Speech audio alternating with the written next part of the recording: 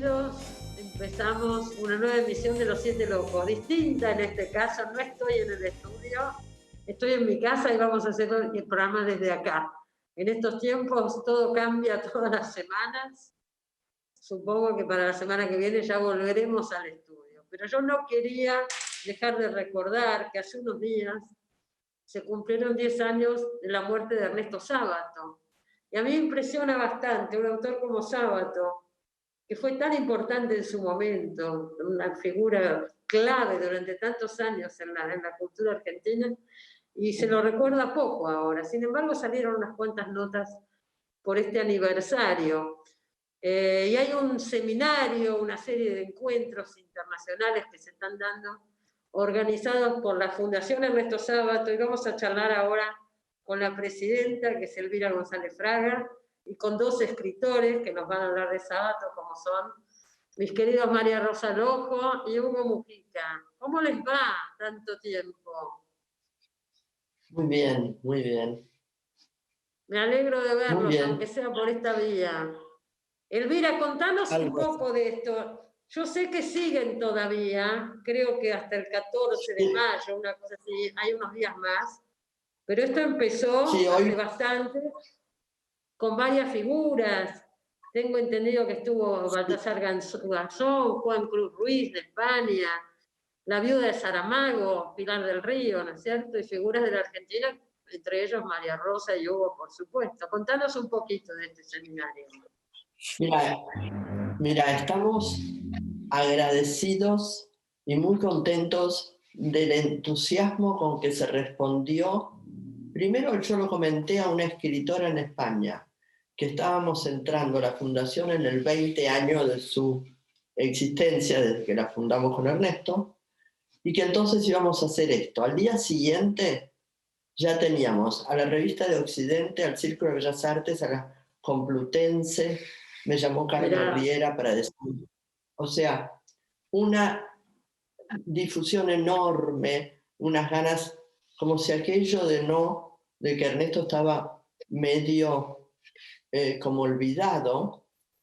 Acá, el primer día me llamó Osvaldo Quiroga, tuvimos una larga conversación, y todos me hablaban de la influencia de los libros de Ernesto en su época.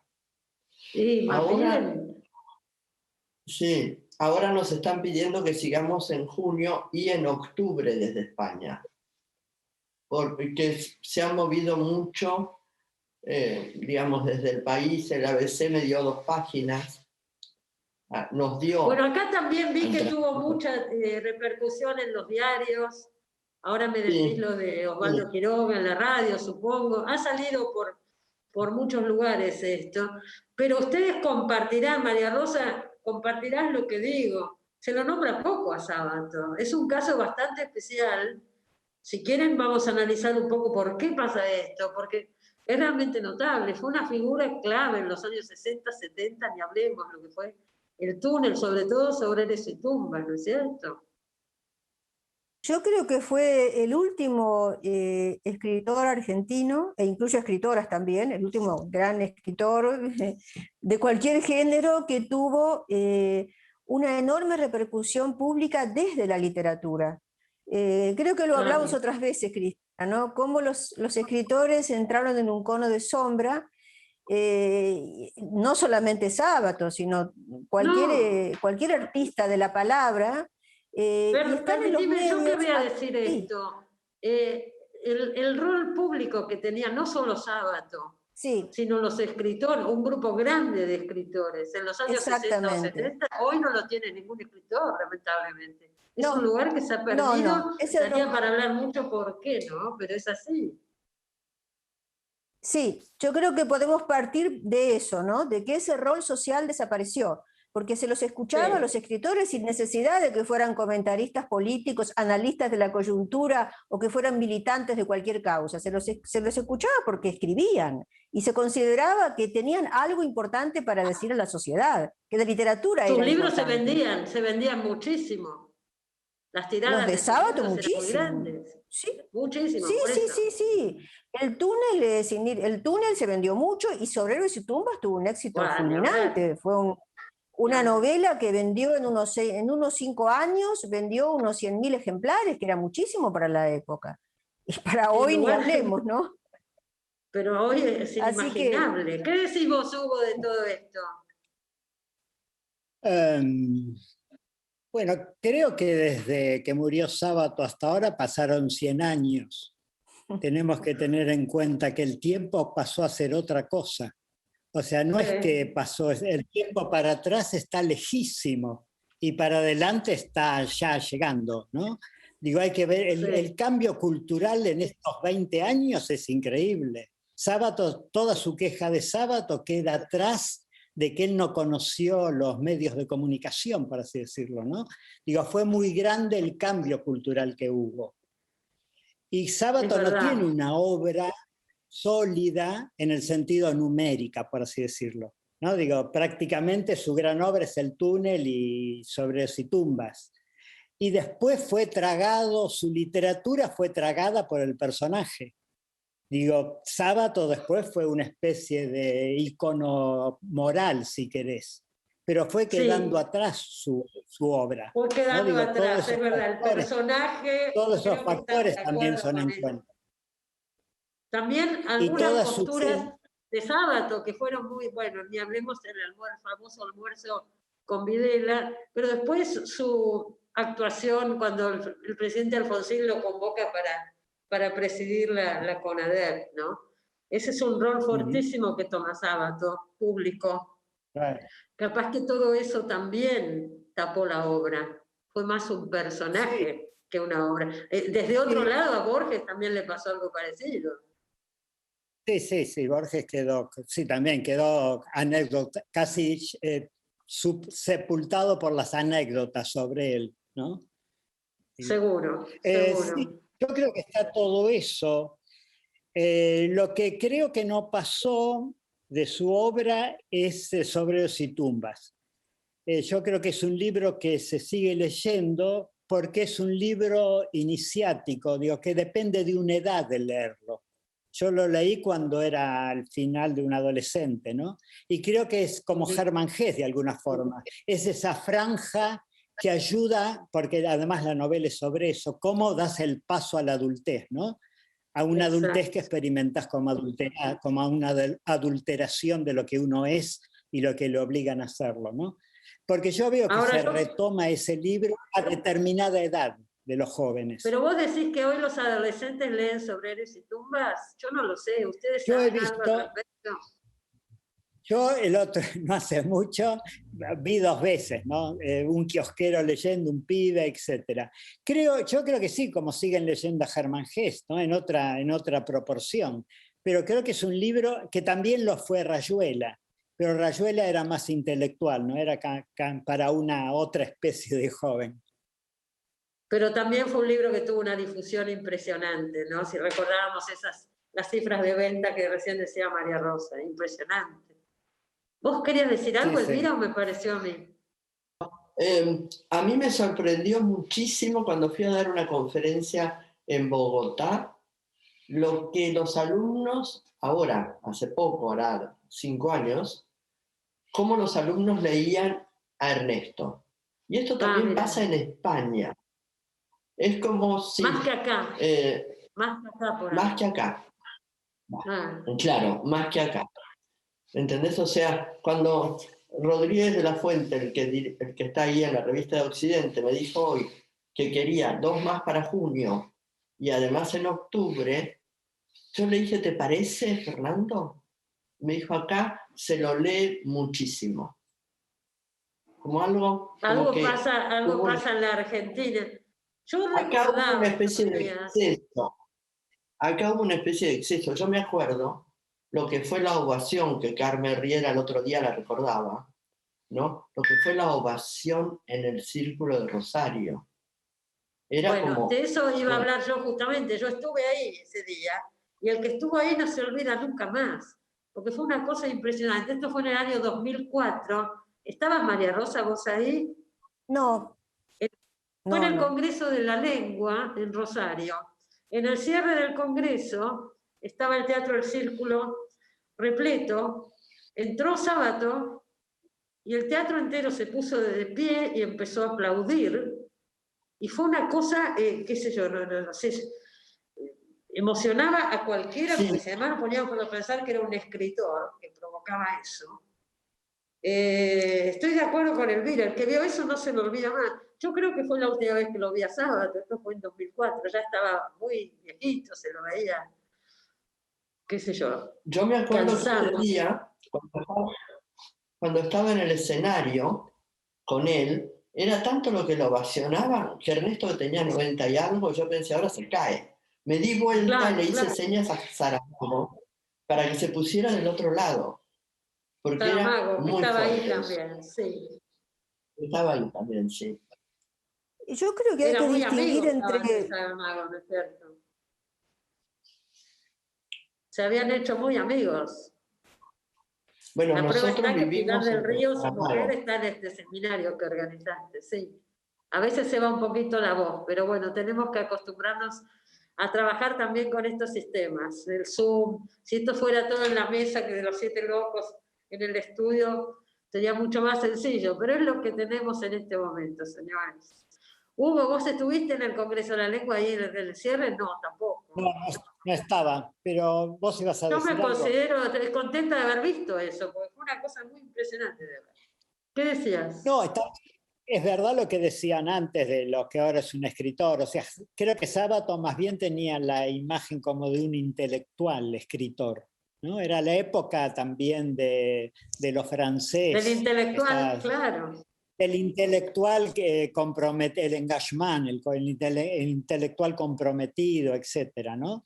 Sartreano, Digo, la figura sartreana. ese mundo es el que desapareció, ¿no? Y también que desapareció y es cuestionado, ¿no? Ese mundo, como diría Ernesto, de las grandes mayúsculas.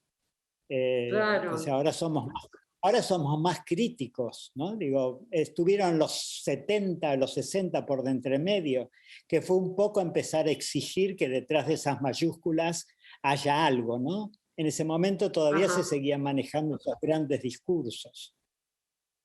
Exactamente. ¿Querés decir algo, María Rosa? Yo creo que habría que distinguir planos y registros de lectura y espacios. Me parece que Sábato fue en cierto modo excluido de cierto canon académico argentino dominante. Y no es así en otros lugares del mundo, realmente no es así. Es lo que decía Eso lo he comprobado yo recién, muchas Colombia veces. o México o España, No, ¿no es cierto? es que no lo es, se siguen produciendo libros, se siguen produciendo tesis, sigue habiendo estudios sobre Sábato en generaciones más nuevas. Y en la Argentina, por otro lado, más allá de ciertos circuitos académicos, Sábato también es un autor leído. Es un autor que sigue vendiendo libros, no es que nadie lo lea. El túnel es una obra que tiene impacto siempre entre los adolescentes, lo sé por mis propios hijos, yo tengo 3 hijos, 2 de ellos han sido bastante lectores, el mayor y la hija del medio, y los 2 leyeron el túnel y recibieron un gran impacto con esa obra, que es una gran novela breve. Yo la comparo siempre con Lolita de Nabokov, porque son 2 libros muy incorrectos desde el punto de vista de que el héroe es un criminal. Pero no es por supuesto que avalen al criminal, no, son obras que con gran maestría se meten adentro de ese criminal y nos hablan sobre la naturaleza del mal, de la pasión, de la impotencia de concretar el amor, de la imposibilidad del amor. Son grandes libros. Y sobre Héroes y Tumbas fue una novela, es una novela, yo la sigo considerando una novela muy importante, un clásico de las letras hispanoamericanas y de las letras en lengua castellana. Así lo consideran en otros lugares. Me acuerdo, no hace tanto, una una conversación amable entre 2 grandes escritores, uno intelectual, académico, y otro que es escritor de ficción y académico también. 2 gallegos, Darío Villanueva y Víctor Freillanes, que es actualmente el presidente de la Real Academia Gallega. Y los 2, desde su lado, decían, hablaban sobre Héroes y Tumbas y de la Legión de Lavalle como uno de los más conmovedores textos épicos que ha dado la novelística latinoamericana, y es verdad. La Legión de Lavalle está inserta en la novela con una habilidad y una oportunidad y un ritmo que son extraordinarios. Sobreros y tumbas es un palimpsesto y un rompecabezas que está diseñado verdaderamente con un arte notable. Y que combina muchos planos, el plano de lo coloquial, lo popular, la inmigración, la visión del intelectual a través de Bruno Bazán, la discusión sobre lo nacional desde lo ensayístico, la cuestión de las dicotomías argentinas y latinoamericanas, civilización, barbarie, con todas sus repercusiones, reverberaciones, y el gran eje simbólico de la vista y de la ceguera, que, bueno, Sábato desde ese eje, en sus novelas, más allá de lo que él mismo dijera en los ensayos, creo que las novelas van más allá del pensamiento, él mismo lo decía, el pensamiento que llamaba diurno de los ensayos era pobre frente a lo que el arte como lenguaje integral podía expresar, y creo que toda su novelística plantea críticamente por dónde pasa el conocimiento en nuestra sociedad, y el problema del orden del poder, del orden del saber, y de la necesidad de romper de alguna forma esos estereotipos y esos esquemas para ingresar en otro modo de conocer. Es uno de los grandes ejes de tu novela. Convengamos en que los escritores lo nombran muy poco, Sábato. Se nombra, por supuesto, a Borges, a Saer, a Puig, pero no a Sábato. Y habría que ver los argentinos, insisto, los argentinos. Acá estamos hablando no de los de otros países. Ya Elvira decía sí. lo que sucede afuera, pero acá pasa eso. No se le da un lugar, se lo ha olvidado mucho. Este aniversario, bueno, está ayudando a recordar un poco la figura de Sábato. ¿Y cuándo termina? ¿El 14? Dije bien yo, hasta el 14 hay charlas, Elvira. No, lo que iba a ser el 14, como hubo que operarlo de urgencia a uno de los que participaba, se ha suspendido y pasa para junio. Y en junio tenemos 2 actividades. Pero ahora en mayo, la Fundación entrega premios de cuentos en las villas, como parte del trabajo de la Fundación y de nuestro esfuerzo de llevar la cultura fuera de lo que normalmente es la gran oferta cultural que nosotros tenemos, ¿no? Entonces, estamos con el padre Pedro haciendo un esfuerzo para entregar y que los chicos redacten. La Fundación tiene un área... Ernesto tenía pasión por la Fundación. Me acuerdo que discutía con Saramago cómo se podía hacer, que también era de la Fundación, para abrir un espacio cultural a la gente que vivía en las peores situaciones. Ajá. Y en esa línea han trabajado estos años. Sí, hemos trabajado muchísimo en esas líneas y ahora entregamos en mayo también los premios. Perfecto. Y en junio siguen estas charlas por Zoom, por la web, charlas internacionales. Sí.